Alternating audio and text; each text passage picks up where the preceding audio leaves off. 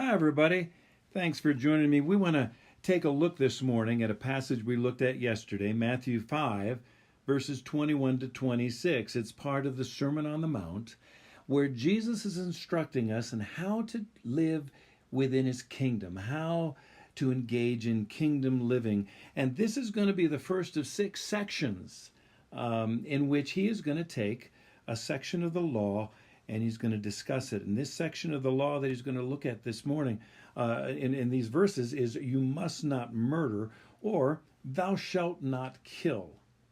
And let's get one thing really straight right off the bat. He's not at all undermining that command. He's still supporting, of course, you shall not kill.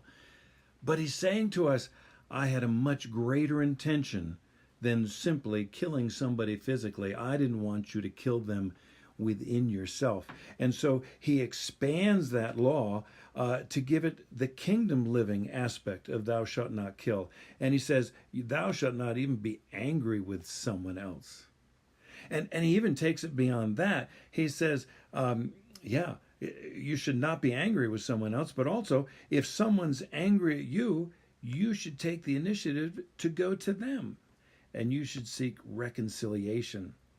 And then he goes even a step farther and he says, when you have an adversary, or some translations say, when you have an enemy who's on the way to court, taking you to court, you should go to him and try to settle your differences quickly. So I just want to try to unpack this just very quickly for you. Yes, reconciliation is one of the directions that we should go. Yes, settling our differences quickly. We should go in that direction when we are living in the kingdom.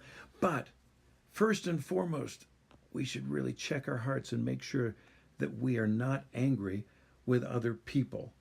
Now, when you look at Jesus, he got angry. He got angry, but I believe he didn't get angry with other people. He got angry when he walked into the temple and he saw that here was this religious system exploiting other people.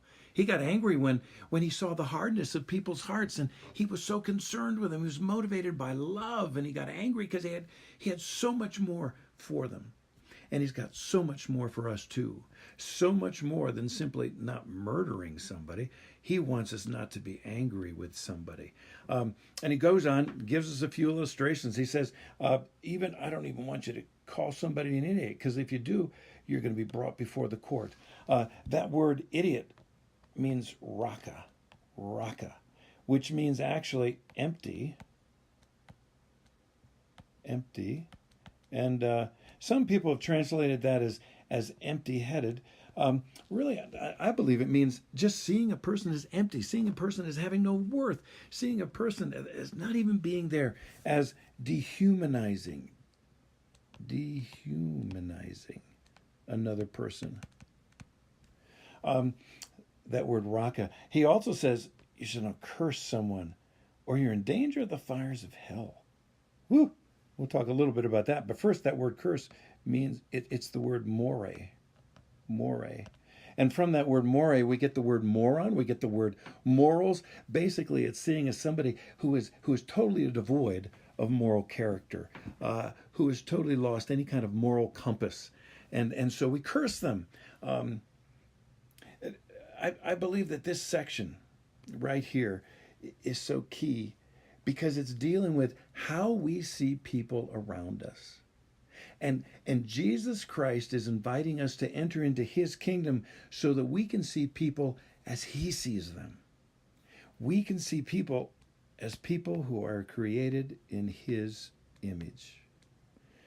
You see, when God creates each and every individual, he puts a piece of himself inside of them. It's not a different piece. I'm not saying that. It's a stamp of God inside of each human being. And he calls us to come follow him, to see the people around us as his image, as his delight. He loves people. And he wants us so much to embrace the people that we walk among, regardless if they're in our church and share the same beliefs as us.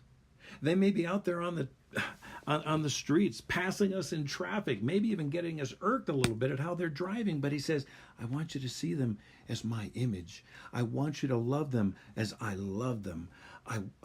Hey, of course I don't want you to murder them. But right now I'm talking about, I don't even want you to be angry with them.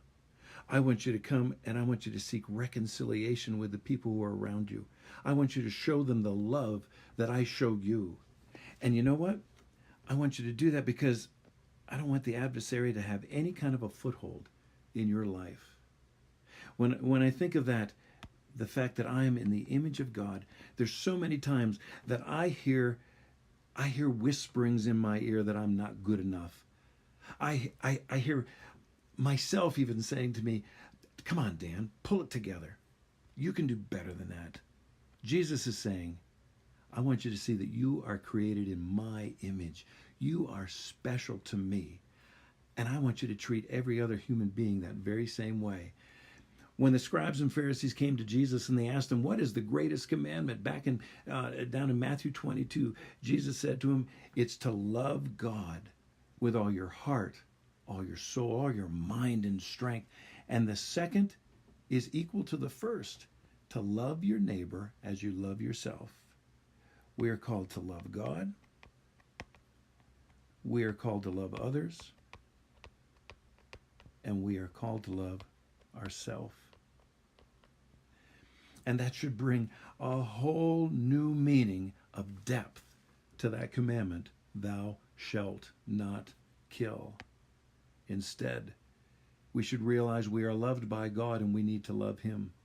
And therefore, because of his love, it flows out to others around us. And because of his love, we can learn to accept ourselves and love others ourselves as we love him more. Hey, I hope as we launch into this Sermon on the Mount that we're going to learn more and more of the depth of meaning that God meant in his law when he first wrote it. And that when Jesus came, he accomplished that depth of meaning, and he invites us to join him on that journey. Hey, have a great day, and thanks so much for coming.